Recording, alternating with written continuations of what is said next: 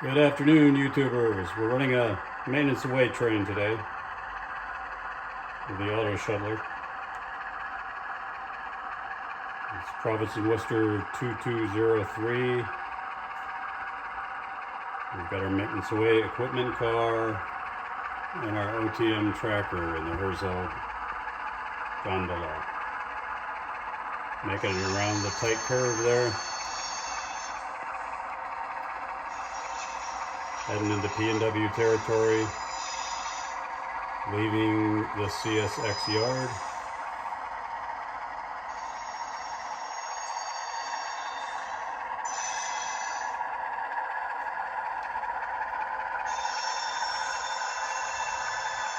In this case, P&W is doing some maintenance away for the CSX.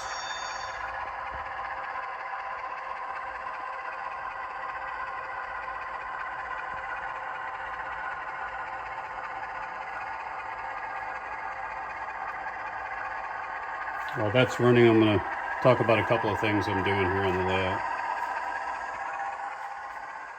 One is detailing. So we've got a lot of industrial kind of urban things going on here on the layout. So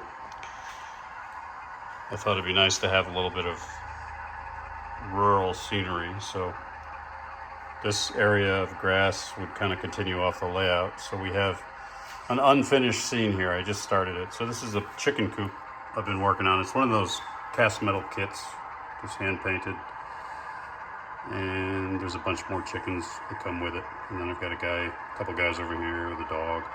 So I'm gonna take up this grass here and put down more dirt with patches of grass. This fence will be airbrushed so that it's not so pristine.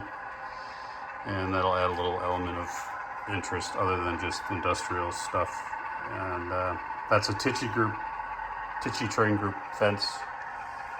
And then, speaking of fences, I grabbed a couple more Tichy group fences and I put them along here, and unpainted so far, so I'll just dirty them up with the airbrush. I've got one that covers this area from the road, and on the other side of the entry here to the maintenance away facility, another bit of fencing. So that adds, I think you can never have too much fencing, in my opinion. That's kind of the way the real world is, for good or for bad.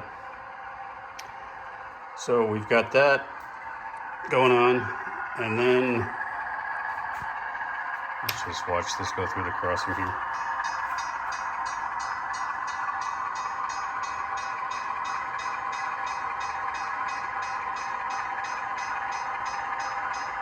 And that is the OTM tracker I got from Justin Ernest off his Facebook page. The one that I built is still here. Occasionally I swap it out for Justin's.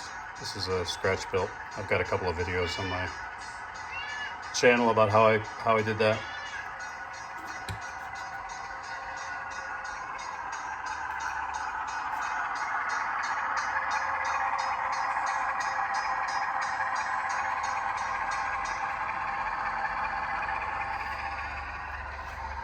So the other project, I guess I'm kind of, in a way, the antithesis of Lance Meinheim. I don't have minimal switches. I think his philosophy is right. You try to emulate the prototype and don't have too many turnouts, but mine is meant to be a heavily congested industrial area with two interchanging railroads. So a big part of why I do this hobby is for the switching puzzles. So what I want to do is, I've got this interchange yard here with 3 tracks. You're looking at the 3 tracks. You've got 1, 2, and 3. And when a full cut of cars, which is 5, 1, 2, 3, or 6 actually, 6 is the total number because that's how many you switch out in the industries at once. So CSX would just put that whole cut of 6 cars into that track 1, and then P&W would break them up. So there's really 2 switching opportunities. One is here on the west end of the layout. You got Bombachi Foods, you got the printing and publishing facility, And that has 2 cars here, and there are 3 spots here at the food plant. 1 for grain, 2 the boxcar, and 3 the liquids. So 1, 2, 3, 4, 5 cars. At any one time, you would switch 3. So you'd either pull one of the, you either pull the tank car and change the oil for corn syrup, or you pull the box car and the hopper car. And over here, you'd always just pull 1 car. It's usually this inside car, and then you reset this one and you put a new one here. So at any one time, you'd have 3 max. And then at the other end of the layout, which would be the east end of the layout, there are 2 industries: ADM transload facility, which has 3 spots, and Northeast distribution and cold storage, which has 2 spots. And actually has 3 spots, but that one's really just for placing either broken cars or holding extra inventory. So at any one time, you're either going to switch 2 cars, which would be one of these 3 and either this or this, or you're going to pull 2 of these and 1 of these, which would be 3. 1, 2, 1, 2, 3, or 1 and 2. And that gets you 3 cars for that end of the layout. So all in, you've got 6 cars, a maximum number that would be switched during one session. And then CSX would take those 6 cars back to their yard, and they bring in the second cut of 6 cars. And they've also got their cars for switching the scrapyard and United Steel. Can I help you, buddy? Yeah, I know. I'm trying to make a video. Doesn't like to share me, I guess. So as this thing trundles past the interchange yard, I'll continue explaining what I'm doing here. So initially, I would do my switching, and I'd bring it back here along the P&W main or the secondary, and I would join up the cars that I've switched out of those 2 industries with the cars that I've switched out of those 2 industries. I join them up in this area, and then I pull them out, and I would back them into the interchange yard for CSX to pick them up. What I could do now is putting a runaround here. Carefully remove that. These are not installed, but these are 2 number 5 Pico turnouts.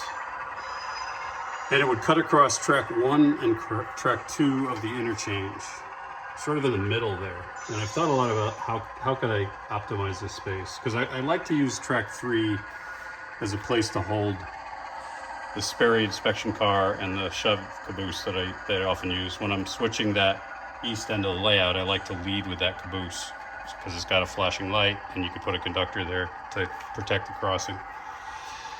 So with that crossover there, or that runaround, there's also one here. Effectively, this becomes a runaround, because if I put one back there, you could park a set of 3 cars in here and run around it and then shove it as you're switching that east end of the layout. And you could also take the 3 longest cars. I always make sure I use the longest cars when I'm deciding where to place turnouts. The 3 longest cars that would be used in these 2 industries on the west end of the layout, they would fit here in this pocket. So you could basically take that cut of 6 cars that CSX drops off, take the P&W, and break them up so that you park 3 in here that are going to be switched on the west end of the layout, and you take the 3 that are going to be switched back at the east end of the layout, and you put them in this pocket here in the runaround. So now the engine's able to come in, and either cut, you can take these 3, take them out, switch those 2 industries, and then bring back the empties and put them back in that pocket. Then you can do a runaround, and you could get behind these 3 and shove them out to the east end, do your switching, and pull back with the engine at the front end. And instead of having to go over into this area and do a runaround and then pull forward and back in again to the yard. You just continue on into the yard. You drop these off here, you cut the engine loose and you can run around, and then you just adjoin these two sections, put them back on track 1, and you leave them for CSX. I hope that makes sense, but by simply adding those two number 5s there, carefully measured roughly in the middle of between tracks 1 and 2, it allows me to do a completely different set of maneuvers, which is kind of cool. Now the challenge is I've got to cut those in, but yeah, I think that's going to make it really even more enjoyable to operate. So that is an update on upcoming projects. You know, I've had a couple of viewers and subscribers say, well, geez, the layout's done. What are you going to do next? Never done, as you all know. I mean, there's always ways you can recreate and change things. And I'm going to try to find a balance of keeping it interesting and not overloading by adding too much to it. So sometimes some of the projects might mean simplifying or taking things away.